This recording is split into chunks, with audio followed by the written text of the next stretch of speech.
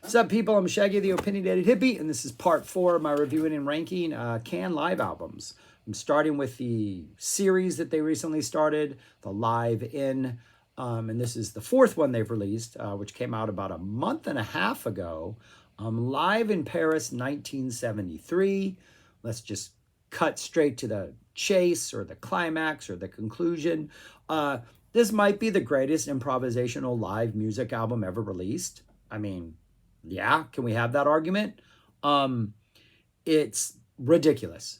It's 90 minutes of just a band, 5 musicians going out there and just making stuff up and improvising, and each of them is like so incredibly talented at what they do. One of the best drummers in music, other musicians that just complement him absolutely perfectly. It is fantastic.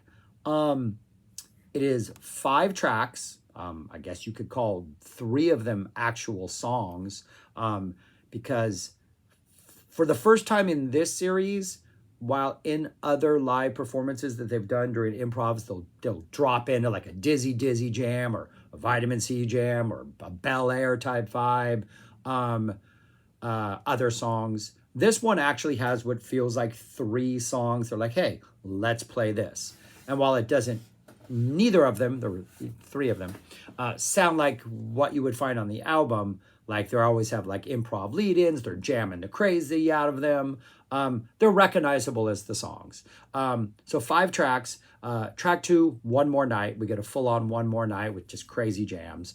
Spoon is track 3, crazy Spoon. And then track 5 is Vitamin C. And it clearly feels like, hey, let's play this song, because each of them starts off with like some weird, crazy improv, and then before you know it, usually Suzuki starts the song, and we're like, okay, this is what we're doing. But it is in no way what you would expect if like you had never heard of Can Live. You're like, oh, they played Vitamin C and they dropped that. They're like, oh, is that what? Is that, yeah, it's absolutely fantastic stuff. Interestingly enough, this is the only release so far in this series, which Damo Suzuki has been in it. Suzuki is in it. And this was released about 2 weeks after he passed away. So rest in peace, sir. He passed away earlier in 2024, about 2 months ago from today, I think, if I'm not mistaken. Damn, I'm filming this. So it's interesting that this came out, because this is a testament to his abilities as a musician, right? His instrument is his voice.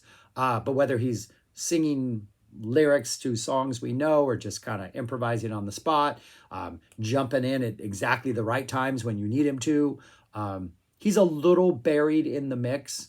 So a lot of times picking out, you really have to pay attention if you want to kind of figure out what he's saying, but it kind of doesn't matter, because like his voice is the instrument, and his phrasing and his cadence and the sound of it and the timbre, all of that stuff. He's just like another soloist. He's just soloing with words. Yeah, and if you haven't heard Can, like the sound on this one out of the releases is probably the best sounding one, though these aren't perfect recordings. They're all bootlegs. Can wanted to release bootlegs. They wanted people to send in tapes, and they cleaned them up. This is by far the best sounding of them.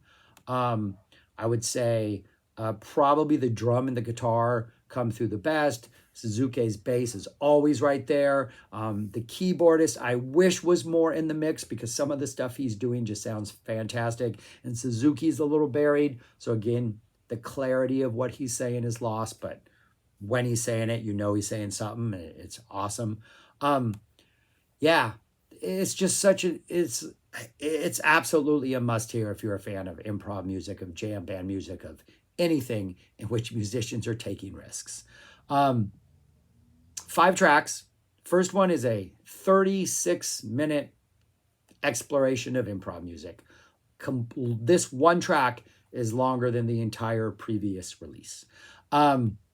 Starts off with this nice bubbling kind of build that everybody just kind of weaves all around, while this sort of rhythmic just kind of bubble. It just has this kind of percolating feel, and it's driving it. And this probably goes on for like close to 11, 12 minutes, just them messing around with this vibe and all of them, Suzuki included, just like throwing out ideas.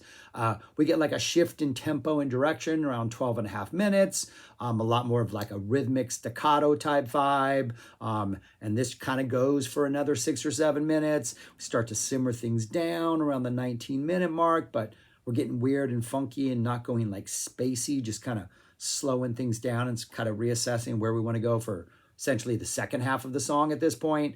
Things get really aggressive and kind of feel like they're falling apart around the 21-minute mark. Around 25, we get into this really nice groove. Crowley drops a solo that feels almost kind of dramatic and epic and kind of building. That groove slows down. And then the last 30 minutes, we just the last, not 30 minutes, the last like 5 or 6 minutes, things kind of go sparse for a while. And then we kind of just rebuild up this energy to a nice sort of like healthy, dramatic, climactic conclusion.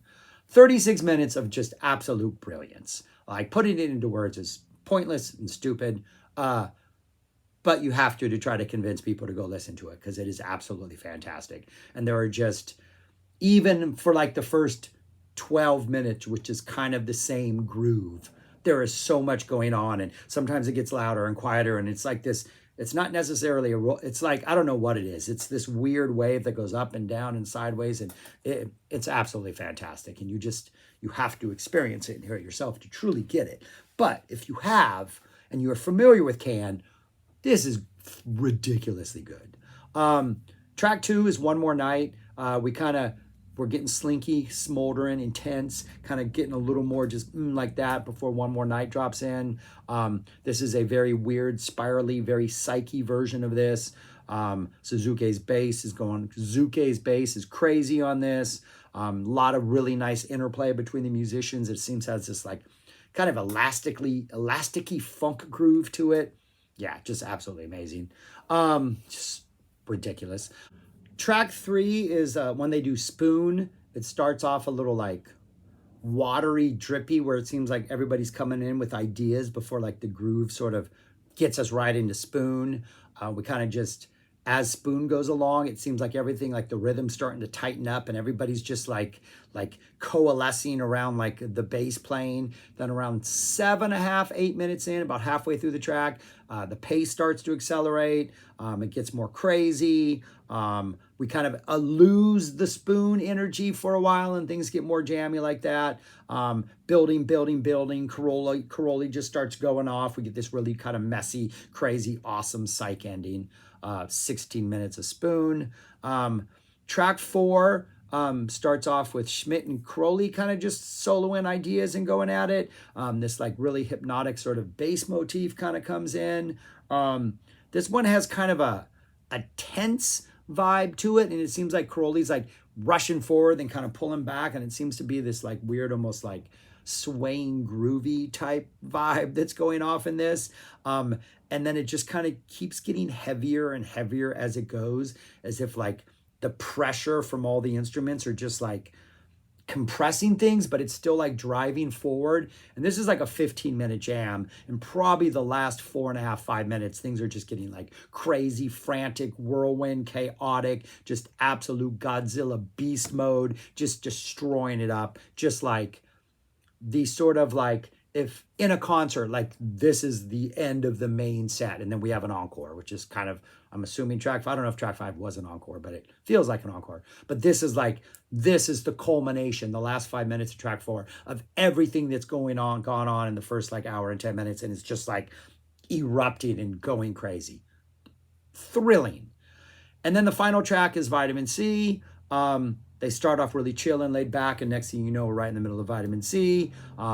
Everybody's just having a go at it. It's crazy. It's really fluid. At one point, it seems like Caroli solo and then Schmidt solo, and then things get kind of chill and simmer down for a while. Then they build back up, and then you feel like we're heading towards the climax, and then the tape cuts, and we kind of end kind of abruptly, and it's a little like, oh, that was sudden. But it feels like it feels almost like intentional, like, even if the tape hadn't run out, let's just stop it here anyways, because that would be a messed up thing to do, and it works. But yeah, it's ridiculous. This is a ridiculous release. It is 90 plus minutes of just some of the best improv ever. Yeah, I highly, highly, highly, highly recommend it to anybody who loves improvisational music. Where would I rank this release among the other three I've already done? It's number one. All of those are fantastic. And I thought both 2 and 3 were just like the Stuttgart and Brighton were just like, wow, how does it get better than this? Like, and then they drop this thing, and this thing is just, it's special. It's absolutely special. All right, that's all I got. Let me know your thoughts on this. You have to go check it out if you haven't already. If you have, praise it below so those who are unsure will understand how fantastic this is. It's a must hear, must hear. All right, subscribe, like, share, comment, do all those things, and go listen to this album right now, people. Yeah. Peace. Talk to you later.